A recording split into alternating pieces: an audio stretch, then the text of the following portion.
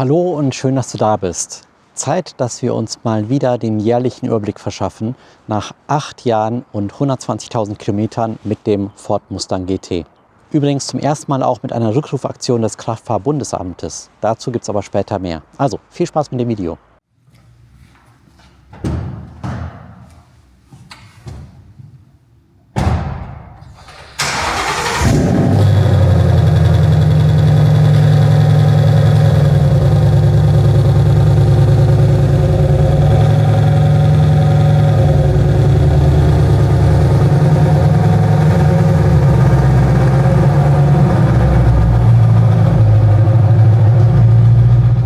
Ich habe den Mustang vor 8 Jahren als Tageszulassung gekauft mit 10 Kilometern auf dem Tacho zu dem Zeitpunkt. Ich fahre den Mustang im Alltag, im Sommer und im Winter, bei Schnee, Eis, Regen, völlig egal. Wir sind da mit Kind und Kegel unterwegs, einen Sohn habe ich ja. Und wir sind bisher 9-mal mit Ride the Dolomites in den Dolomiten auf Alpenpässen unterwegs gewesen und haben den Mustang gequält. Die 10. Tour steht jetzt im Juni an, dazu gibt es später ein bisschen mehr. Daneben war ich auf der Rennstrecke beim Drifttraining. Wir waren im Ausland von Montenegro bis nach Portugal, einmal Europa, West, Ost komplett durch, bis nach Süden, Italien und so weiter. Also wir haben echt viel Strecke gemacht mit dem Mustang, deswegen halt auch die Laufleistung. Und der hat bei uns viel erlebt, von unglaublich heißen Temperaturen im Sommer bis hin zu bitterkalten Wintern. Und ich finde, das ist natürlich eine gute Basis mit dieser starken Nutzung, damit ihr ein Gefühl bekommt, was kann der Mustang ab und wie steht er eigentlich da, wie haltbar ist er, wie zuverlässig ist er. Fangen wir mit den technischen Dingen an. Dieses Jahr werde ich euch nicht nochmal alles aufzählen, was passiert ist in den vergangenen 8 Jahren. Dazu schaut euch bitte die Videos an, die es bei mir auf dem Kanal schon gibt aus den letzten Jahren. Ich mache so ein Video ja wirklich jedes Jahr. Dieses Jahr konzentriere ich mich auf, was ist wirklich passiert im 8. Jahr. Das 8. Jahr war nämlich aufregend und hatte tatsächlich einiges zu bieten. Als erstes wurde die Undichtigkeit im Differential, von der ich schon letztes Jahr erzählt habe, behoben bei Ford Geberzahn hier in Köln. Die Kosten waren tatsächlich nur 407 €, also echt vertretbar. Seitdem ist das Differential dicht und ich habe bei dem Anlass auch noch die Handbremse neu einstellen lassen. Und das hätte ich tatsächlich auch schon früher mal machen sollen, weil die packt jetzt richtig schön zu und mit 2 Klicks perfekt, sehr schöne Sache. Lasst das einstellen, falls die bei euch nicht mehr passen sollte. Im Mai wurden am hinteren Hilfsrahmen Powerflex-Buchsen installiert, damit die Schrauben des Hilfsrahmens etwas besser geführt sind und dadurch die Hinterachse etwas ruhiger wird. Das hat auch viel gebracht. Und neue Michelin-Reifen in neuen Dimensionen, zusammen mit einer Fahrwerksvermessung. Dazu habe ich vor kurzem auch ein Video gemacht, was ich euch hier oben verlinke und auch in der Videobeschreibung. Leider ist mir da bei dem Video, was ich für euch gemacht habe, wo man sieht, welchen Unterschied das macht mit den Powerflex Buchsen, Hülsen. Da in dem Video hat sich gezeigt, dass leider das Lager des Differentials einen Riss hat oben. Das ist der nächste Kostenblock, der kommt. Normalerweise kostet das, muss man den gesamten Hilfsrahmen ersetzen. Ist ein einziges Ersatzteil von Ford. Kostet, glaube ich, 1.100 €, zumindest damals, als ich nachgeguckt habe. Ich werde jetzt zur Auto Henschel gehen und die werden mir bessere, verstärkte Buchsen einbauen oder Lager einbauen. Und ich bin sehr gespannt, wie das funktionieren wird. Ich halte euch da auf dem Laufenden, das steht aber dieses Jahr tatsächlich an. Im Juni hatte ich nach Ride the Dolomites 9 Zündaussetzer. Zum Glück auf der Rückfahrt und nicht während der Tour und während wir da über die Pässe gebraust sind. Ist ein bekanntes Problem mit der Ansaugbrücke. Musste eine neue Ansaugbrücke besorgen. Die wurde dann von Ford Geberzahn verbaut. Hat das Problem auch komplett behoben. Die neue Ansaugbrücke hat mich 960 € gekostet und der Einbau bei Geberzahn 413 €. Und die alte Ansaugbrücke habe ich mal im Lager belassen, weil man kann sie durchaus reparieren, sollte das Problem nochmal auftauchen. Wie gesagt, bekanntes Problem beim Mustang. Dazu findet ihr auch ein Video bei mir auf dem Kanal übrigens. Nachdem ich zum 3. Mal mit Korrosion an der Motorhaube, vor allem hier an den Scheinwerfern, hier fängt es an, dass es unter dem Lack die Alumotorhaube korrodiert. Zum 3. Mal hatte ich das Problem und jetzt endlich nach Einsatz von Ford Kreisel in Bad Homburg wurde wirklich eine komplett neue Motorhaube verbaut. Danke an Ford Kreisel und hoffentlich gehört das Problem mit der Motorhaube damit der Vergangenheit an, weil das wurde tatsächlich ziemlich nervig. Daneben gab es durch mich persönlich die jährliche Inspektion mit Ölwechsel, Filterwechsel und dieses Mal jetzt auch wieder mit Zündkerzen. Das ist also der 2. Zündkerzenwechsel, den ich bei dem Fahrzeug habe mit der Laufleistung jetzt. Daneben aber, weil ich das persönlich für sehr sinnvoll erachte, habe ich auch das Getriebeöl und das Differentialöl gewechselt. Außerdem habe ich im Gegensatz zum letzten Mal auch die Ein- und Auslassschrauben bei Getriebe und bei Differential gegen neue Originalschrauben ersetzt, damit ich da auch auf jeden Fall auf der sicheren Seite bin. Ich habe für das Getriebe das normale, das was man auch braucht, das Castrol Transmax FE75W verwendet. Ich bin aber beim Differential tatsächlich von dem Motorcraft-Öl mit dem Friction Modifier, mit diesem Additiv, gewechselt auf das Ravenol-Öl und das ist das Ravenol DGL 75W85. Das braucht tatsächlich dann kein Additiv. Im Rahmen der Inspektion ist mir auch aufgefallen, dass das Flexrohr, das der Mustang ja nur auf der Beifahrerseite hat, dass das durchgerostet ist. Das muss ersetzt werden. Ich habe auch noch was anderes am Auto. Fängt mit Asch an und hört mit Klappenabgasanlage auf. Die haben wir noch montiert bekommen, aber das Flexrohr muss jetzt tatsächlich demnächst gemacht werden. Will ich auch von Henschel machen lassen. Sie meinten, wenn Sie Zeit haben, machen Sie das auch. Wenn Sie hinten sowieso den Hilfsrahmen runterlassen müssen, um das Lager zu tauschen, dass Sie dann auch das Flexrohr neu machen. Okay, dann fasse ich das letzte Jahr mal zusammen. Wir reden von Differentialundichtigkeit, Korrosion an der Motorhaube, eine defekte Ansaugbrücke und das gerostete Flexrohr an der Abgasanlage nach derzeitigem Stand. Bevor es jetzt mit Verschleiß, Korrosion und Kosten weitergeht, möchte ich ganz kurz Werbung in eigener Sache machen. Wie im Intro angekündigt, steht im Juni die 10. und finale Tour Ride the Dolomites 10 an. Es geht ein letztes Mal mit 20 Mustangs in die Dolomiten. Und bei der 10. Tour heißt es für mich und war mir auch sehr wichtig, dass wir sagen, back to the roots. Es ist eine Performance-Tour, heißt, das Fahrdynamische und das sportliche Fahren soll tatsächlich wieder im Vordergrund stehen. Wenn du also deinen Mustang gerne sportlich bewegst, möglicherweise Rennstreckenerfahrung hast oder zumindest auch schon mal ein Fahrsicherheitstraining absolviert hast, dann bist du genau richtig und dann wirst du bei der Tour auch richtig Spaß haben und auf deine Kosten kommen. Dann melde dich am besten jetzt an. Es sind aktuell 3 Plätze nur noch übrig, also 17 haben schon fest zugesagt, bezahlt und so weiter. Wir haben aber noch 3 Plätze offen für dich, für euch, falls du mitfahren möchtest und dir diese allerletzte Tour nicht entgehen lassen möchtest. Alle Infos dazu findest du unten in der Videobeschreibung, den Link, wo du dann alle Infos findest zu Kosten, Rahmen, Programm. Es wird nämlich zum Jubiläum, 10. Tour wie gesagt, einen Helikopterrundflug geben sogar, was ziemlich cool ist in den Dolomiten. Das will ich euch gesagt haben. Und dann auch noch Pässe und hunderte Kurven, möglicherweise auf jeden Fall richtig krasse und schöne Passstraßen. Du findest dazu Videos auch bei mir auf dem Kanal. Wenn du dir das nicht entgehen lassen möchtest, dann bist du herzlich willkommen. Ich freue mich auf jeden Fall, wenn du dabei bist. Und damit zurück zum Video. Also, wie sieht es mit Verschleiß und Korrosion rund um Karosserie und Innenraum aus? Erst zum Thema Korrosion. Ich habe da keine neuen Erkenntnisse, außer das Thema mit dem Flexrohr. Es gibt keine Ausblühungen, keine sichtbaren Defekte, selbst nicht mal an ein paar USA-fahrzeugtypischen Kontaktstellen oder Blechen. Wobei, ich zeige euch das mal am Auto, weil das ist ein Punkt, den ich bisher in meinen Videos eher nicht gezeigt habe und nicht darauf eingegangen bin. Ein paar Stellen sind durch dann doch Kontakt zwischen verschiedenen Blechen und so weiter so ein klein wenig verschlissen, da wo Reibung entsteht. Das sieht man normalerweise nicht, aber wenn man näher rangeht, dann wird es offensichtlich. Und ich zeige euch das mal, was das so ist und welche Stellen das so sind.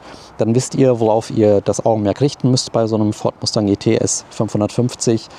Und würde mich natürlich interessieren, ob ihr das auch habt. Checkt das mal bei euch und schreibt es mir unten in die Kommentare.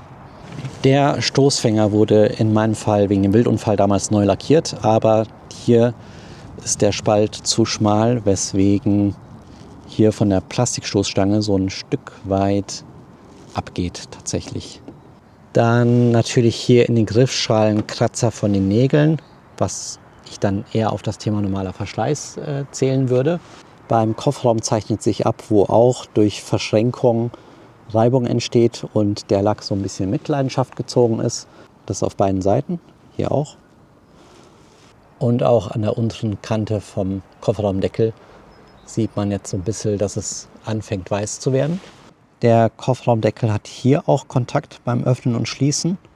Dasselbe hier an der Fahrertür, hier an der Spitze, kann man glaube ich gut sehen, ist der Lack ab. Und zwar auch so, dass ich da wirklich mal zeitnah etwas tun muss. Und wo man fast nie hinguckt, unten am Schweller, hier seht ihr auch, dass da ein bisschen Abnutzungsspuren sind. So, öffnen und schließen. Die Leisten fangen an, sich hier auch übrigens ein bisschen abzuheben an den Enden, an den Spitzen. Und das war es auch schon. Und jetzt gucken wir uns den Innenraum an. Da fängt man jetzt an, tatsächlich durch den Anschnallgurt, bei dem die Schnalle hier, ich benutze eben halt auch nicht hier diese Öse, weil bei uns relativ häufig jemand hinten einsteigt, dass die dagegen schlägt und dadurch sind hier ein paar Spuren, aber vor allem hier an der Türpappe, glaube ich, sagt man immer noch, sieht man jetzt so kleine Schrammen, Kerben von der Gurtschnalle. Daneben, finde ich, sieht man am stärksten den Verschleiß tatsächlich an den Sitzkonsolen, mehr als sonst irgendwo. Also selbst da, wo man jetzt nicht unbedingt mit den Schuhen rankommt, hier unten zum Beispiel, ja, dass da auch was ist. Und das Handschuhfach ist bei uns ja so ein bisschen der Fußabtreter durch die viele Kameraarbeit, aber auch so scheint da einfach relativ schnell auch was zu sehen zu sein. Und natürlich auch immer das Thema Sitze. Da seht ihr hier, dass das Leder jetzt auch die Farbe verliert. Aber insgesamt keine Risse, keine unschönen Stellen. Es ist immer noch super gespannt. Mal die Kameratasche auf dem Boden, dann könnt ihr das besser sehen. Also dafür, dass wir relativ häufig zu zweit fahren, ist das schon echt gut. Das ist Echtleder, die Wangen sind Textilleder, aber macht echt einen guten Eindruck.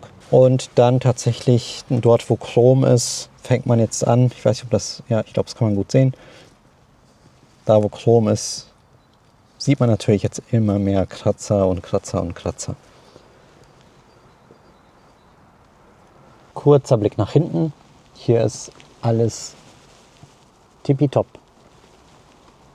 Sieht auch noch richtig gut und eigentlich wie neu aus. Das Einzige ist, als ich das Kabel für die Abgasanlage verlegt habe und die Sitzbank rausgehoben habe, habe ich gesehen, dass unten die Clips abgegangen sind und es dadurch natürlich irgendwann dann nicht mehr so gut gespannt ist. Also das würde ich euch echt empfehlen, die Rücksitzbank mal rauszuheben und zu gucken, ob die Clips alle gut gesichert sind unten drunter. Ja, wo ich das Thema Gurte erwähnt habe, das ist auch Anlass für die erste KBA-Rückrufaktion meiner Autokarriere sozusagen. Wenn ich es richtig verstanden habe, scheint das Problem zu sein oder kann es ein Problem geben mit der Befestigung hier am Unterboden vom Gurt, dass diese Halterung nämlich anfängt zu rosten und es dadurch Sicherheitsprobleme gibt. Da habe ich aber erst das Schreiben vom KBA bekommen, wegen Ermittlung Halter und so weiter, aber noch keinen Kontakt von Ford, dass er in die Werkstatt müsste, damit das geprüft wird. Wenn ihr das nicht bekommen haben solltet und auch einen 2017er, 2018er, 2016er Vor-Facelift Mustang habt, dann wendet euch auf jeden Fall mal an das KBA. Was ich letztlich selbst verschuldet habe und dann auch selbst getauscht habe, ich habe in Litauen, glaube ich, oder Polen bei einem Ersatzteilhändler die Lüftungsdüse gefunden, ich glaube die war es, oder die, und habe die ersetzt. Das ist festgeklippt, kann man lösen. Das hatte ich schon mal gemacht, um diese Handyhalterung hier zu montieren, die echt schön ist, um das iPhone da magnetisch festzumachen. Und die musste ich tauschen. Vorher war die Handyhalterung eben halt hier so ein Lüftungsschlitzding und dann ist hier an der Seite das Plastik gebrochen. Das habe ich gegen eine neue ersetzt. War aus dem gebrauchten Fahrzeug natürlich, aber war im makellosen, eigentlich neuen Zustand. Deswegen, aber der Form halber soll es erwähnt sein, ist nämlich letztes Jahr passiert. So, und was man jetzt tatsächlich mal lobend erwähnen muss, 8 Jahre, 120.000 Kilometer, kein Knarzen, kein Klappern, kein Wackeln. Alles ist wie am ersten Tag. Es knarzt zwar, aber von hinten und unten irgendwo. Da muss ich noch drauf kommen, was das genau sein kann. Ist auch nur ganz leicht und nur bei ganz starker Verschränkung. Aber hier im Innenraum nichts, was klack, klack, klack, klack knattert, weil ich hasse so etwas. Aber der ist, was das angeht, 120.000 Kilometer später immer noch so, wie er aus der Fabrik kam. Und das finde ich mega gut. Was ich auch verblüffend finde, nach jetzt 8 Jahren, hier, ich mache mal Zündung an, dieses Kästchen hier drin, das Sync 3, keine Probleme, es gibt immer noch Karten-Updates, es ist immer noch alles aktuell, mit keine Probleme mit der Rückfahrkamera, haben ja einige mit dem Kabelbaum hinten im Kofferraum, aber auch das kennt der hier gar nicht. Und Elektronik insgesamt ist gar nie irgendein Problem gewesen. Was ich auch super finde, der hat auch nicht viele Assistenten. Mit dem Facelift kamen ja die ganzen Sachen, Spurhalteassistent, Tote-Winkel-Assistent, adaptiver Tempomat und so weiter. Das hat der alles nicht. Und der hat auch eine gute manuelle Schaltung, das Ding hier. Also Elektronik macht keine Probleme, nichts zu erzählen. Und auch das möchte ich extrem lobend erwähnen. Und ich nutze ja CarPlay, ne? Und davor habe ich auch Android Auto genutzt. Alles überhaupt gar keine Probleme. Man muss es nur einstöpseln, zack. Und dann dauert das 1-2 Sekunden und tada! CarPlay ist am Start und funktioniert Dein einwandfrei. Lieblingsbeifahrer ist jetzt aktiv. Danke, mein Schatz. Bleibt noch das Kapitel Kosten. Wie sieht es mit den Kosten im 8. Jahr aus? Und das werde ich jetzt ablesen. Im 7. Jahr, also letztes Jahr, waren es 2.350 €. Und das war das günstigste Jahr mit dem Mustang GT, seitdem ich den gekauft habe. Im 8. Jahr sah es jetzt ein bisschen anders aus und war nicht ohne.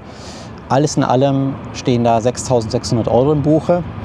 Das beinhaltet aber die Steuer, die Versicherung, auch die neuen Reifen in den neuen Dimensionen inklusive Eintragung, die Fahrwerksvermessung und die Teile, die dafür nötig waren, die getauschten defekten Teile und die extra große Inspektion mit den zusätzlichen Ölen. Was nicht drin ist in dieser Summe, ist das Thema Sprit. Ich bin im 8. Jahr 9.000 Kilometer gefahren, also weniger als sonst. Sprit, ja, könnt ihr dann drauf rechnen, je nachdem wie viel ihr fahren würdet. Ich liege im Schnitt bei 13,2 Liter und das im 8. Jahr in Folge durchgehend, egal wie ich gefahren bin und wohin ich gefahren bin. Auf der Autobahn sind gut 9,9 Liter drin, die damit gefahren werden können oder die man mit dem Mustang fahren kann, wenn man es nicht allzu zügig angeht. Das müsst ihr euch selbst ausrechnen, aber insgesamt waren es 6.600 €, was echt viel ist und ich bin mir nicht sicher, ob es nicht sogar das teuerste Jahr ist, wenn ich jetzt mal Felgen kaufe und so ein paar größere Kostenpositionen weglasse.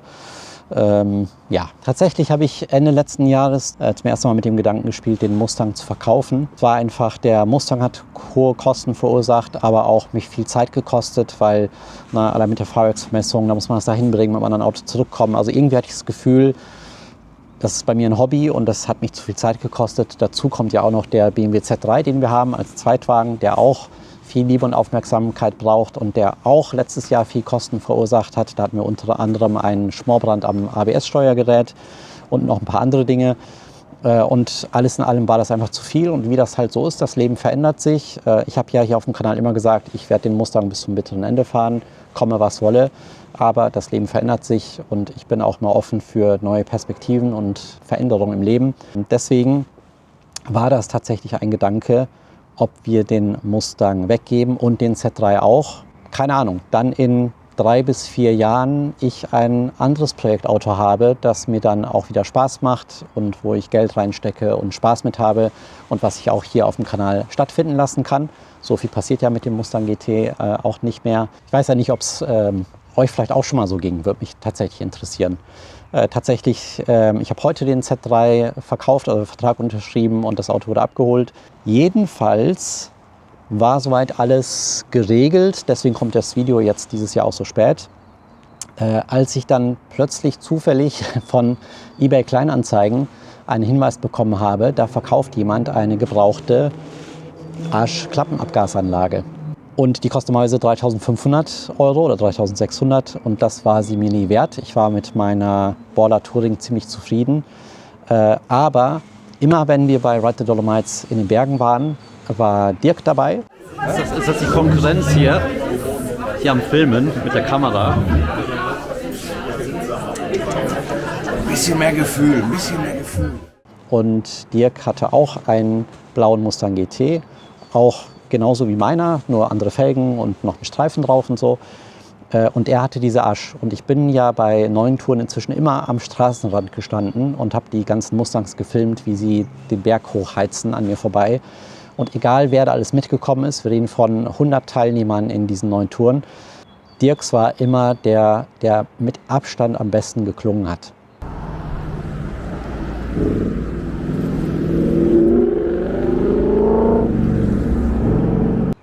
Dirk ist leider letztes Jahr verstorben, im November.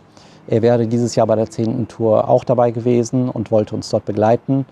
Es ist ihm leider vergönnt. Für mich war dann diese Kleinanzeige so ein Zeichen, dass ich dachte, hey, alles klar, Dirk, wann, wenn nicht jetzt? Und die war echt zum ziemlich guten Kurs drin, aber 300 Kilometer von uns in Köln weg. War auch als defekt drin und ich dachte mir so, komm, nee, ich verkaufe ihn nicht. Wir fahren ja auch noch die Tour dieses Jahr und dann tue ich mal die Asch drunter und dann klingt er mal so, wie ich mir das immer gewünscht hätte und habe so meinen Spaß und dann mal sehen, was nächstes Jahr los ist, was übernächstes Jahr los ist. Gerade bereitet mir das super viel Freude und ich muss oft an Dirk denken, der eben halt leider nicht dabei sein kann bei der letzten Tour, die wir jetzt dann noch machen. Also der Mustang bleibt mir und uns erstmal erhalten. Ihr kriegt ein paar Videos dieses Jahr, unter anderem Einbau der Klappenabgasanlage und Reparatur der Klappenabgasanlage, was ich da genau gemacht habe und was der Defekt war. Und dann habe ich für euch ein Video mit Sicherheit zum Thema Differentiallagertausch und was da kostenmäßig und aufwandmäßig und so weiter alles drinsteckt. Und natürlich bekommt ihr auch das Tourvideo, wenn wir bei Ride the Dolomites 10 in den Alpen unterwegs sind.